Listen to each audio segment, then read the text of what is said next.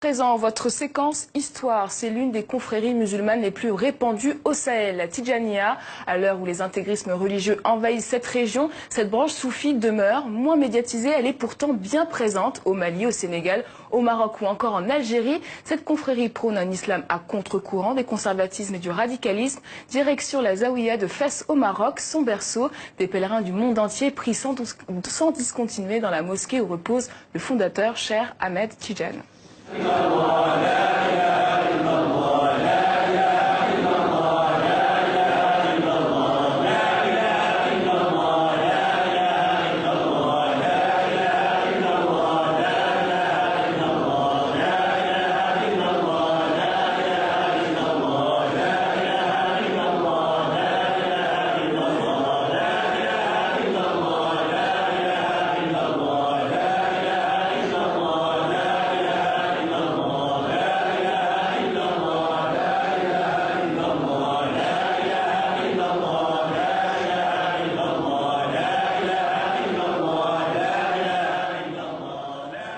Avec nous, Slimane Zeguidour qui s'est penché sur la question de Tidjaniya. Bonsoir Slimane. Bonsoir. Alors expliquez-nous, c'est quoi la Tidjaniya?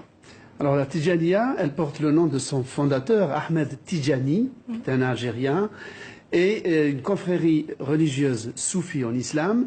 C'était quelque chose de très commun jusqu'aux années 50, c'est-à-dire jusqu'aux années 50, pendant 14 siècles, l'islam reposait sur des confréries. Il y avait des milliers de confréries, dont certaines transnationales.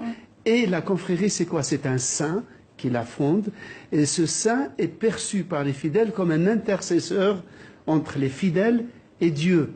C'est lui, c'est pour ça qu'il est censé tenir une baraka pour bénir quand il est vivant. Et quand il meurt, son mausolée, qu'on appelle vulgairement un marabout, devient un lieu de pèlerinage pour demander aussi la baraka du saint, même après sa mort.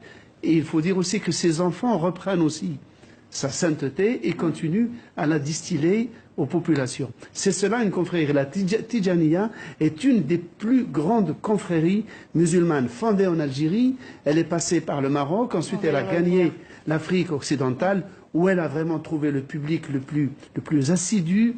Et justement, comment elle s'est exportée dans ces pays africains? Alors elle s'est exportée d'abord quand elle a commencé à avoir des soucis en Algérie sous la domination française. Une partie s'est exilée au Maroc, à Fès, parce que Fès, avec la grande et prestigieuse Médersa de Fès, c'était déjà un centre de formation. Et à partir du Maroc, elle a suivi la route des caravanes qui descendaient par l'Afrique occidentale jusqu'au fleuve Sénégal. C'est la voie royale depuis l'Antiquité pour le commerce de toutes sortes de choses, y compris des idées.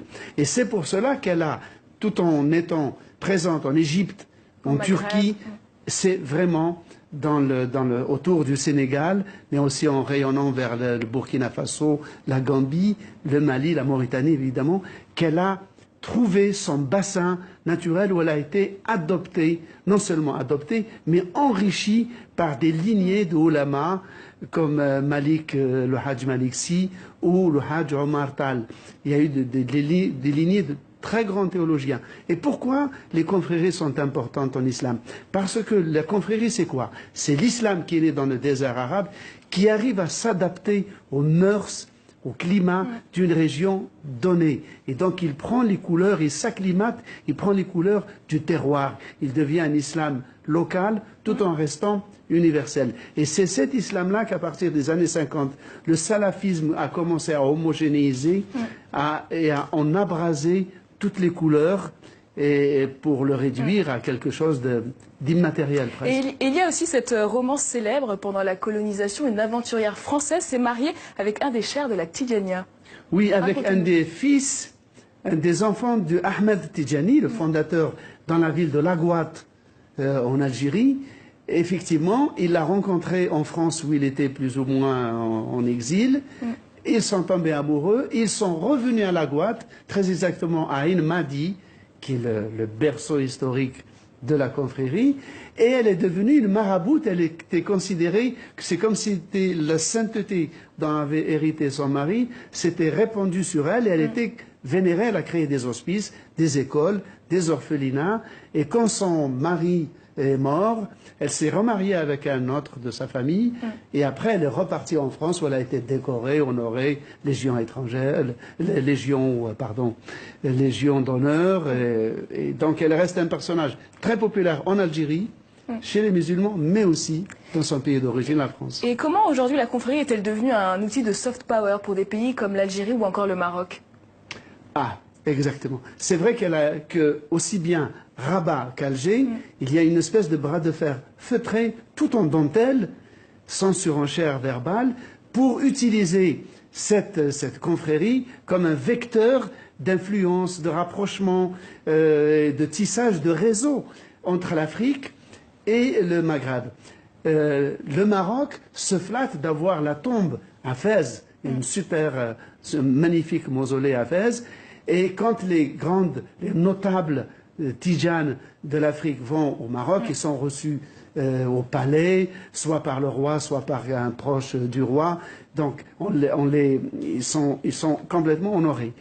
L'Algérie, qui elle a le berceau, n'a pas la tombe, mais elle a le berceau, la zaouia, donc l'oratoire où la confrérie s'est développée, essaye d'utiliser ça comme un vecteur pour son influence, son soft power en Afrique. C'est ainsi qu'en 2006, l'Algérie a organisé un congrès international à La Guatte et à Ain Madi, où ils ont invité des religieux et des notables africains de 29 pays pour essayer de ressusciter le lien sentimental entre l'Algérie, entre la Guatte, Ain Madi, et le peuple de la confrérie tijane, dont la majorité, une bonne partie, se trouve au Sénégal. Est-ce que finalement l'expansion du Tidjania n'est pas une manière aujourd'hui, parmi tant d'autres, de faire obstacle à l'intégrisme religieux? Oui, comme je le disais tout à l'heure, l'islam des confréries est un islam ludique, est un islam qui est enraciné dans la culture populaire, dans les danses, dans la musique, dans le folklore, dans la mixité, non seulement hommes-femmes, mais mixité musulmans-non-musulmans. Toutes ces habitudes, tout ce folklore, ce côté naturaliste, fêtard, il suffit de voir les moussem, par exemple, au Maroc, ou les pèlerinages à Tiwawan, au Sénégal, qui est la capitale mondiale des Tidjanes, pour voir un islam débonnaire, coloré et ouvert. Merci beaucoup, Slimane, pour votre éclairage.